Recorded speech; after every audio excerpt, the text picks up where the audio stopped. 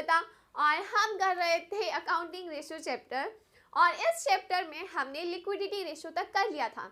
आज की इस वीडियो में हम आगे पढ़ाई करेंगे जो कि नेक्स्ट रेशियो है सॉल्वेंसी रेशियो, जिसे हम लॉन्ग टर्म सॉल्वेंसी रेशियो भी कहते हैं।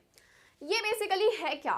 देखो, सॉल्वेंसी का मतलब क्या होता है? सॉल्वेंसी का मतलब होता है कि हम कितने एबल हैं कि हम अपने डेट को यानी कि अपनी लायबिलिटीज़ को पे कर सकते हैं। अब यहाँ पे जबकि ये लॉन्ग टर्म सॉल्वेंसी रेशियो है तो मतलब हम अपनी लॉन्ग टर्म लायबिलिटीज़ को कितना पे कर सकते हैं वो हम सॉल्वेंसी रेशियो में देखते हैं, ठीक है। और इंसॉल्वेंट मतलब क्या होता है?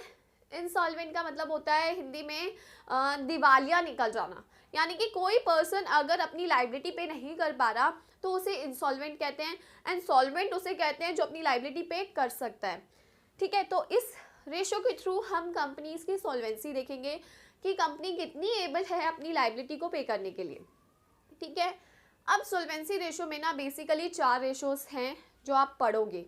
आज हम पहला रेशियो लेंगे जिसका नाम है डेट टू इक्विटी रेशियो, जिसे हम डेट इक्विटी रेशियो भी कहते हैं। और जैसा इसका नाम है, इसका फॉर्मूला उतना ही ईजी है। डेट इक्विटी रेशियो मतलब डेट अपॉन में इक्विटी, यानी कि आपको ज़्यादा याद करने की ज़रूरत ही नहीं है। डेट इक्विटी रेशियो का फॉर्मूला क्या होता है? डेट अपॉन में इक्विटी होता है। तो आपको डेट जो यहाँ पे कंसिडर करने हैं, यानी कि आपको जो डेट्स लेने हैं वो कौन से लेने हैं? Long term.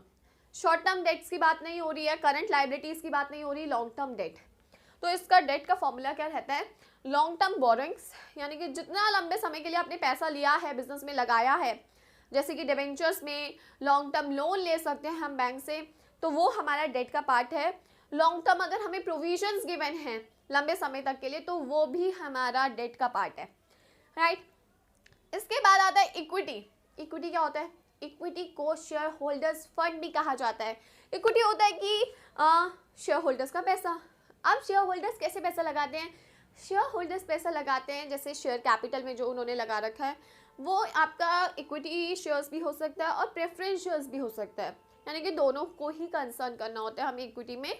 Plus reserve and surplus, यानी कि प्रॉफिट जो भी बिजनेस ने कमाया है वो भी शेयर होल्डर्स का ही है, तो वो भी शेयर होल्डर्स का ही पैसा कहलाता है, तो वो भी इक्विटी का पार्ट है। और इक्विटी का दूसरा नाम क्या होता है? Share holders fund. तो इस चीज़ को ध्यान रखना है आपने, राइट। ये नॉर्मल मेन फॉर्मूले हैं, राइट, कि डेट अपॉन में इक्विटी। तो डेट में क्या चीज़ें आती हैं? लॉन्ग टर्म बोरोइंग्स और प्रोविजन लॉन्ग टर्म। इक्विटी में क्या आता है? Share capital plus reserve and surplus आता है। तो ये चीज़ आपको ध्यान होनी चाहिए। अब देखो, हम अलग अलग डिफरेंट अप्रोचेस हमने पढ़ी हैं इससे पहले भी कि किन किन अप्रोचेस से हम डेट निकाल सकते हैं, ठीक है, तो वो चीज़ देखेंगे। अब देखो, मैं एक चीज़ बताती हूँ, एक अप्रोच से हम डेट कैसे निकालते हैं। कैपिटल एम्प्लॉयड नाम सुना है? कैपिटल एम्प्लॉयड होता है बिजनेस में कितना पैसा लगा है। तो बिजनेस में पैसा 2 तरीके से लगता है। पहला डेट, उधार पे ले लो, या शेयर होल्डर्स यानी कि इक्विटी। तो अगर आपको कैपिटल एम्प्लॉयड गिवन है जो कि डेट प्लस इक्विटी से बनता है या बनती है, तो कैपिटल एम्प्लॉयड में से अगर आप इक्विटी माइनस कर दोगे तो भी आपका डेट आता है, राइट। तो इस तरीके से भी आप डेट निकाल सकते हो। एंड एक और चीज़ जो इसमें मेरे को आपको समझानी है वो क्या थी? वो ये थी कि आप टोटल डेट और डेट में कंफ्यूज ना हुए। क्या समझानी थी? टोटल डेट और डेट में कंफ्यूज ना हुए। टोटल डेट मतलब डेट जो कि हम ये बात कर रहे हैं प्लस करंट लायबिलिटी को बोलते हैं। टोटल डेट हम किसे बोलते हैं? डेट प्लस करंट लायबिलिटी को। तो टोटल डेट मतलब लॉन्ग टर्म डेट नहीं है, करंट लायबिलिटी भी उसका पार्ट है। तो इस चीज़ को ध्यान में रखना कि टोटल डेट जब वर्ड आएगा तो उसके अंदर करंट लायबिलिटी भी इंक्लूड है, लेकिन अगर सिंपल डेट लिखा आता है तो उसके अंदर करंट लायबिलिटी इंक्लूड्स नहीं है, ठीक है। तो इस चीज़ को ध्यान रखना। अब हम एक क्वेश्चन करते हैं, फिर आगे इसकी पढ़ाई करेंगे। तो हमें क्वेश्चन में गिवन है टोटल एसेट्स, टोटल डेट जैसा कि मैंने आपको बताया, एंड करंट लायबिलिटी। हमें बोला गया है डेट इक्विटी रेशियो निकालो। तो देखो, डेट इक्विटी रेशियो का हमें फॉर्मूला पता है, डेट अपॉन में इक्विटी। अब डेट तो मेरे बहुत इजीली निकल जाएंगे। कैसे? टोटल डेट में से मैं करंट लायबिलिटी को माइनस कर देंगे तो निकल आएंगे। अब हमें टोटल एसेट्स गिवन है, टोटल डेट हमें गिवन है 1,80,000 के, करंट लाइबिलिटी गिवन है 20,000 की, ये आ गया 1,60,000। देखो जब मैं आपको ये चीज़ करा रही हूँ तो मैं बहुत सिंपल क्वेश्चन नहीं करा रही जिसमें सिर्फ प्लस करना होता है। लाइक अगर आपको डेट के लिए ये दो चीज़ें गिवन है, आपको इक्विटी के लिए ये दो चीज़ें गिवन है, तो भाई वो तो आप प्लस करके डिवाइड कर सकते हो। वो मैं नहीं करा रही, मैं वो चीज़ें करा रही हूँ जहाँ पे हम आकर अटकते हैं। ठीक है, तो बेसिक चीज़ें हमें बुक में से जो बहुत सिंपल चीज़ें वो आप कर सकते हो, तो यहाँ जहाँ पे हम अटकते हैं वो चीज़ें आप मेरे साथ सीखोगे। ठीक है, तो यहाँ पे हमने डेट निकाल लिया 1,60,000। कैसे निकाला? टोटल लाइबिलिटी में से, टोटल डेट में से करंट लाइबिलिटी को माइनस कर दिया। ठीक है, अब हमें टोटल एसेट गिवन है। अब हमें क्या चाहिए? हमें तो इक्विटी चाहिए। अब हम एसेट्स के थ्रू इक्विटी कैसे निकालेंगे? तो यहाँ पे बैलेंस शीट अप्रोच इस्तेमाल हो रही है। बैलेंस शीट अप्रोच क्या होती है? अगर आपने मेरी पहले वाली वीडियो देखी है तो आप समझ जाओगे।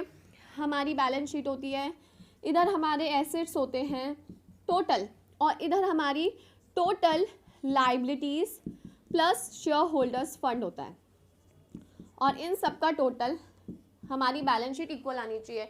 यह हमारी बैलेंस शीट होती है, total liability plus share holder fund, और यहाँ टोटल एसेट्स। ठीक है, टोटल एसेट्स में भी हमारे नॉन करेंट और करेंट एसेट्स आ जाते हैं।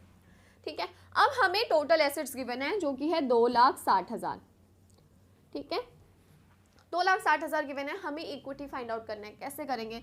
अगर मैं, ये भी मुझे पता है कि अगर मेरे टोटल एसेट्स का टोटल 2,60,000 है तो मेरी लाइबिलिटी साइड का टोटल भी 2,60,000 होगा। बैलेंस शीट हमेशा मैच करती है हम लोगों की। ठीक है, हाँ एक्चुअल में प्रैक्टिकल क्वेश्चन में करती नहीं है, बट यहाँ पे जब हमें पता है तब हमें ये चीज़ की हमें इस चीज़ की नॉलेज है कि हमारे एसेट्स एंड लाइबिलिटीज इक्वल है। राइट, तो हमारे एसेट्स अगर 2,60,000 दे रखे हैं तो क्या हम शेयर होल्डर फंड्स निकाल सकते हैं? बहुत इजीली निकाल सकते हैं। टोटल एसेट्स गिवन है, मीन्स लाइबिलिटी का टोटल भी कितना है, यानी कि लाइबिलिटी साइड का टोटल भी कितना है 2,60,000, जिसमें टोटल लाइबिलिटी हमें गिवन है 1,80,000 की।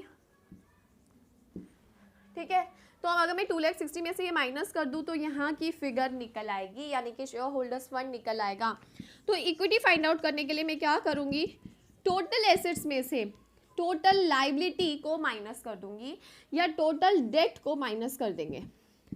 तो ये 2,60,000 में से 1,80,000 माइनस होगा, आंसर आएगा 80,000 रुपीज़, अगर वो रुपीज़ में गिवन है।